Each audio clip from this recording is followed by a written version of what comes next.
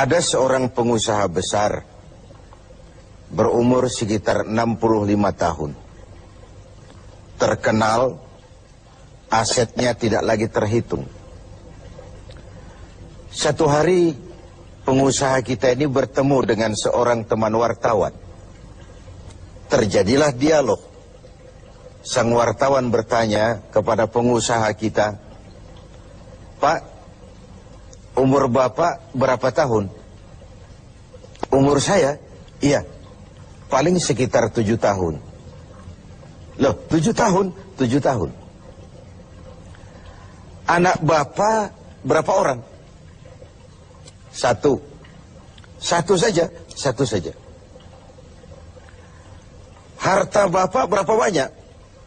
"Ya, paling sekitar 10 sampai 15 juta rupiah saja."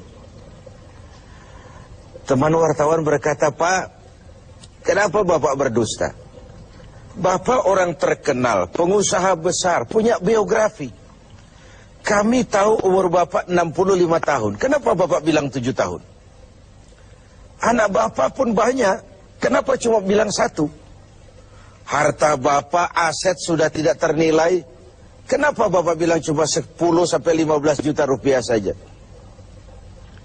Senyum agak getir, sang pengusaha menjawab, "Kau benar, Nak. Umur saya kalau jumlahnya sih memang 65 tahun.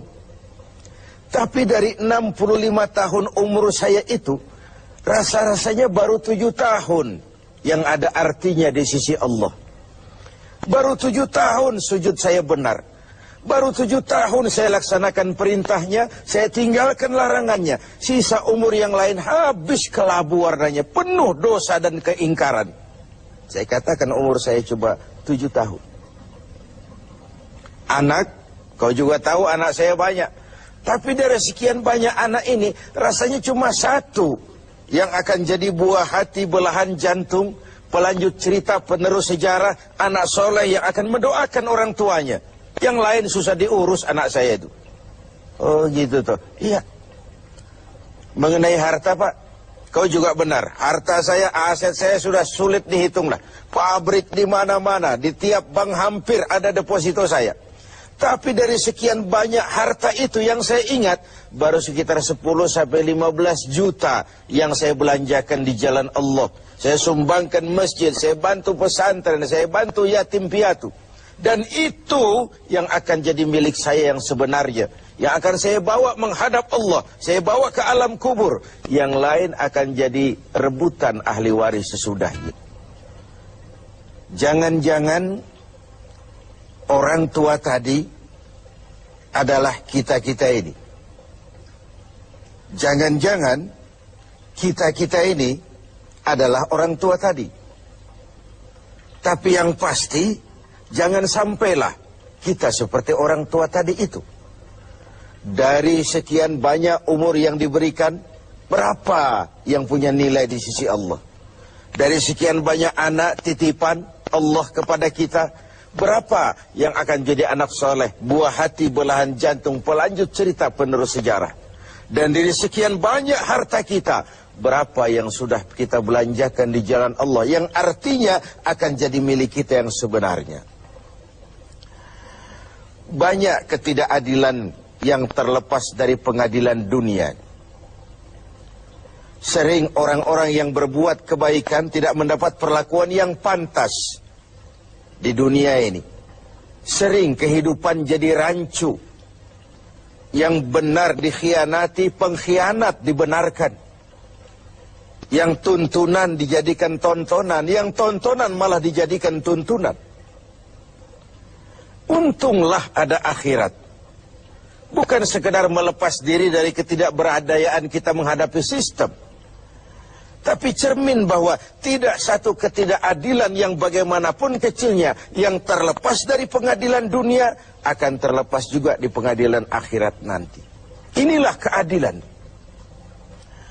Karena itu pada jumpa kali ini saya ingin menyampaikan sebuah hadis tentang apa yang harus kita pertanggungjawabkan di hadapan Qadhi Rabbul Jalil nanti. Sebuah hadis menyatakan, "Lan tazula qadama 'abdin yaumal qiyamah hatta yus'ala an arba'i khisalin.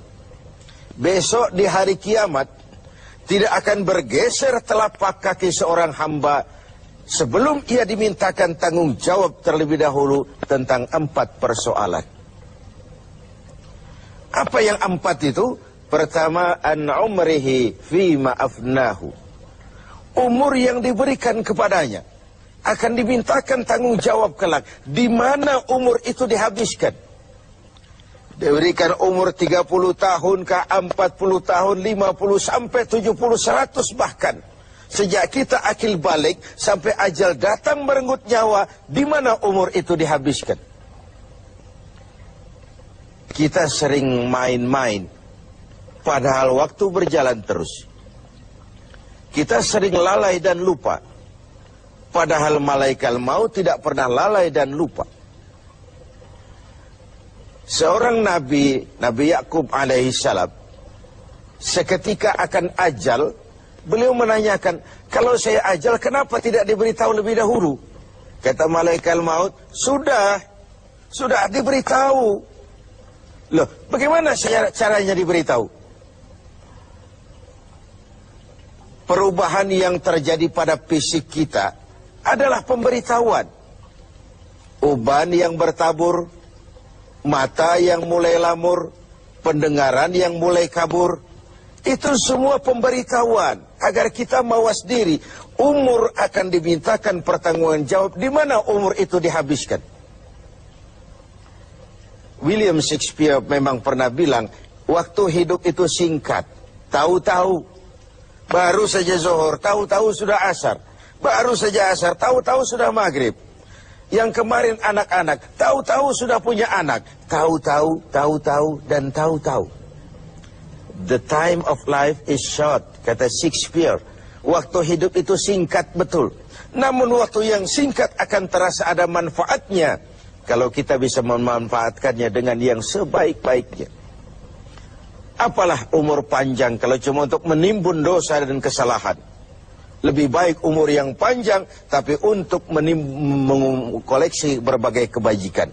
Inilah makna ucapan Nabi, khairukum man tala umruhu wa hasuna amalu. Yang terbaik di antara kamu, orang yang panjang umurnya dan banyak juga kebaikannya. Umur ini yang sering kita berleha-leha menghabiskannya untuk sesuatu yang tidak punya nilai, kelak akan dimintakan tanggung jawab di hadapan Allah Azza wa Jalla. Lalu yang kedua, wa an syababihi fima ablahu. Masa muda, pernah diberikan umur muda. Di mana dihabiskan umur muda itu? Hura-hura atau untuk sesuatu yang bermanfaat? Dahulu ada seorang selebritis lah kalau zaman kita sekarang. Namanya Ibrahim bin Adham. Namanya Malik bin Dinar. Namanya saja sudah Malik bin Dinar, Raja bin Uang. Hidupnya jet set.